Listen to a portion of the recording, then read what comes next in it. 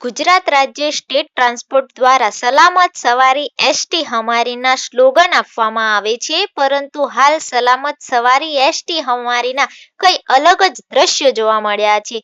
સિંહને કોણ પૂછવા જાય તે આજે બ્રશ કર્યું છે કે નહીં, આ તો એવી વાત થઈ છે. છોટાઉદેપુર એસટી ડેપોના આ દ્રશ્યો છે. છોટાઉદેપુર એસટી ડેપોની ખખડેલી બસ શાળા છૂટ્યા બાદ વિજોલ રૂટ પર વિદ્યાર્થી તેમજ અન્ય પેસેન્જરોને લઈને ગઈ હતી.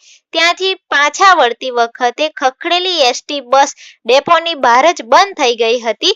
આ ખખડેલી બસ છોટાઉદેપુર ડેપોમાં આવીને વડોદરા જવાની માહિતી મળી હતી, પરંતુ ડેપોની બહાર રસ્તાની વચ્ચે બંધ થઈ જતા પેસેન્જર મુશ્કેલીમાં મુકાયા હતા.